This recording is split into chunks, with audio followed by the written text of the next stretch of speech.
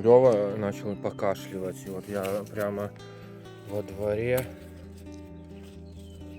собираю подорожник. Жменьку. Отправляю в мясорубку. Получилось где-то столовая ложка сока. Добавляю столько же меда. И это все перемешиваем.